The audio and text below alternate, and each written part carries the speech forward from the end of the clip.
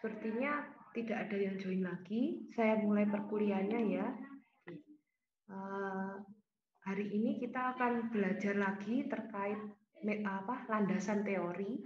Jadi nantinya teman-teman kan sudah dapat tugas terkait landasan teori ya. Mungkin beberapa belum ada yang mengumpulkan, memang batas pengumpulannya masih minggu depan ya. Saya buatkan ya. Jadi nanti silakan untuk menguatkan teman-teman aja. Materi juga sudah saya share di Google Classroom yang materi barunya. Ini saya review dulu terkait materi yang sudah saya share minggu lalu, kan tidak pertemuan secara online. Saya beri penguatan dulu terkait yang materi minggu lalu tersebut.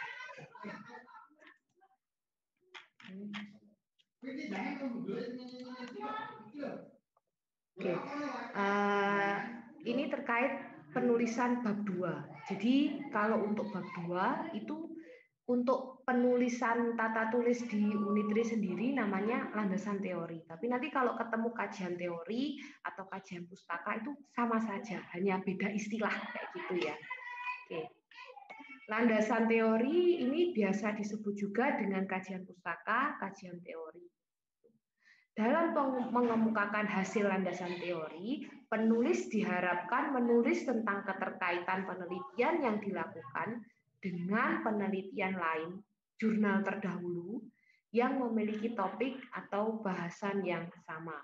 Ini saya merujuknya dari PPKI UM tahun 2017 di halaman 3. Ini salah satu cara kalau kalian nanti nulis, kalau misalkan mau rujukannya ada di belakang. Jadi tulis kalimatnya, kemudian rujukannya di belakang.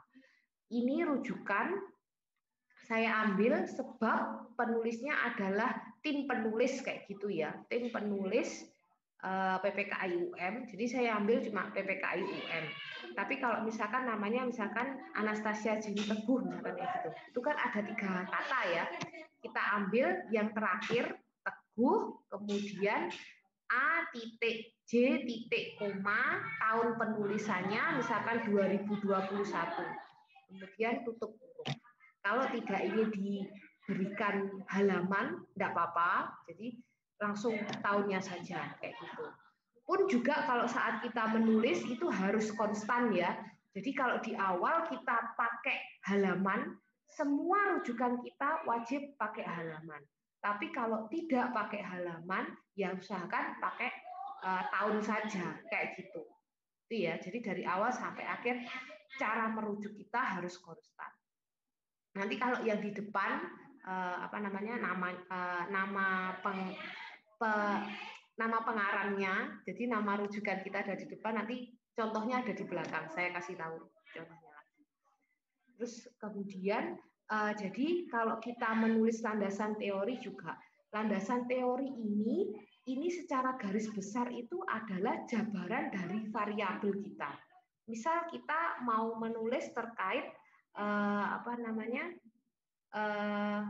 karakteristik pengguna angkutan umum misalkan seperti itu. Nah, karakteristik gimana sih caranya kita bisa tahu karakteristik pengguna angkutan umum? Nah, ini dijabarkan dari sub-sub variabelnya. Jadi variabel utama kan karakteristik pengguna, Nah, di dalam karakteristik pengguna misalkan kita harus tahu fasilitas yang ada di terminal, misalkan itu fasilitas penunjang. Kemudian juga fasilitas si angkutannya. Gimana sih angkutan yang benar, angkutan yang membuat nyaman orang. Nah, nanti kalian bahas semuanya di landasan teori tersebut. Jadi kalau misalkan kita lihat suatu jurnal kan di bagian bawahnya itu, bagian bawah abstrak, itu kan ada kata kunci ya, keyword. Nah, biasanya keyword itu yang sering ditulis di landasan teori. Kayak gitu.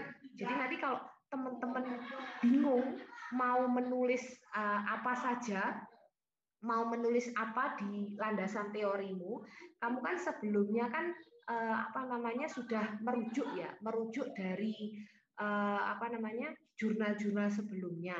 Nah, silakan kalian gunakan rujukan tersebut, kemudian kalian nulis terkait landasan teorinya sesuai dengan kata kunci keyword yang ada di jurnal tersebut. Boleh seperti itu. Toh juga nantinya kalau kalian nulis yang namanya kajian teori tersebut ya, itu kan tidak akan sama dengan jurnal-jurnal sebelumnya, karena mengingat kalau misalkan kalian merujuk suatu jurnal itu kan harus dimix ya antara satu jurnal dengan jurnal lainnya. Jadi tidak boleh sama persis dengan jurnal tersebut kayak gitu. Oke, saya lanjutkan. Penulisan landasan teori itu hanya berdasar pembahasan terkait variabel yang diangkat. Ini sama seperti yang sudah saya berikan gambaran tadi, bahwasanya variabelmu apa, ya itu nanti yang akan ditulis di landasan teorimu. Seperti itu. Oke. Nah, ini misalkan kita punya judul variabel terkait kecelakaan lalu lintas. Analisis kecelakaan lalu lintas pada ruas jalan A kepada B, misalkan seperti itu. Maka jadi penulisan landasan teori ini bisa diisi, bisa kita tulis terkait misalkan jenis tabrakannya, kerugian materialnya, waktu kejadian, kayak gitu boleh. Sebab memang beberapa hal ini yang bisa nantinya yang bisa kita ketahui terkait kecelakaan lalu lintas. Jadi kecelakaan lalu lintas itu bisa diukur dari jenis tabrakannya, kerugian materialnya, waktu kejadiannya kayak gitu.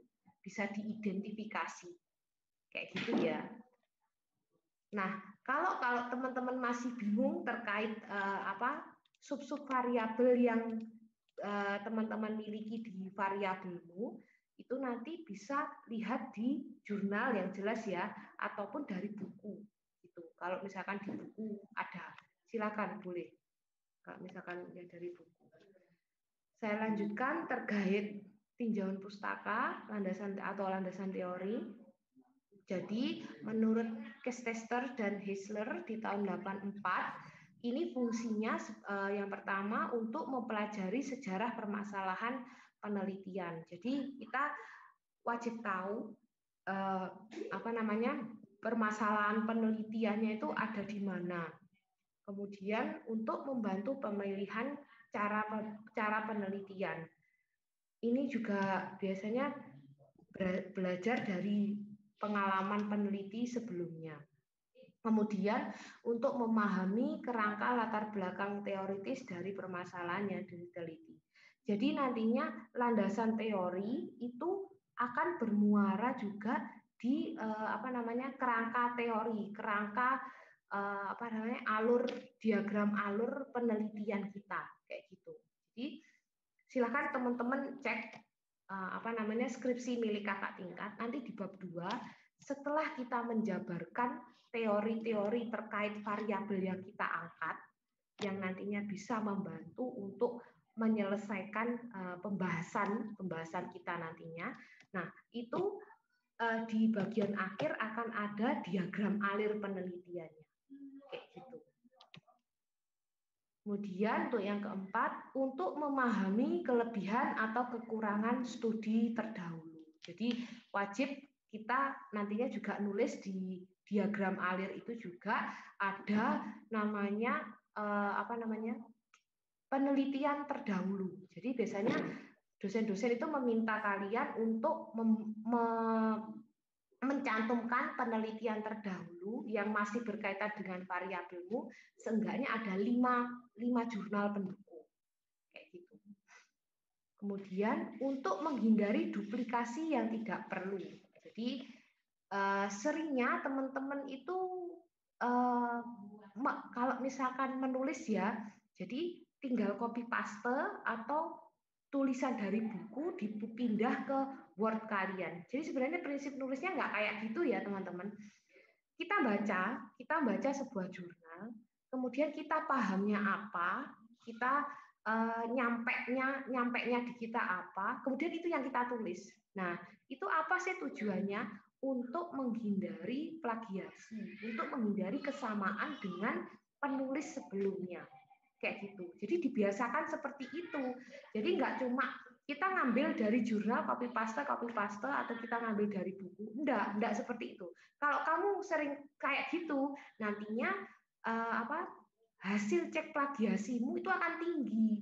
Jadi nggak bisa lolos untuk digunakan untuk penelitian kan. Untuk sekarang kan wajib itu ya dicekkan plagiasi kayak gitu. Nah, daripada nanti kena hasil cek plagiasi yang tinggi, lebih baik dari awal kalian sudah terbiasa dengan membaca, kalian pahamnya apa, itu yang kalian tulis. Seperti itu. Yang terakhir, untuk memberi penalaran atau alasan pemilihan permasalahan. Jadi ini biasanya ditulis di latar belakang sih ya, bukan di landasan teorinya. Jadi intinya landasan teori itu all about teori yang nantinya bisa membantu penyelesaian variabelmu. Tinjauan pustaka itu mempunyai arti peninjauan kembali pustaka yang terkait relevan dengan permasalahan yang diteliti juga oleh seorang peneliti. Jadi balik lagi ya untuk yang baru join. Jadi kalau kita ngomong landasan teori itu sama halnya juga dengan tinjauan pustaka, kajian teori, kajian pustaka itu sama. Gitu. Kegunaan tinjauan pustaka yang pertama mengkaji sejarah permasalahan, selanjutnya membantu pemilihan prosedur penelitian, kemudian mendalami landasan teori yang berkaitan dengan permasalahan, mengkaji kelebihan dan kekurangan penelitian terdahulu, menghindari duplikasi, dan terakhir menunjang perumusan masalah.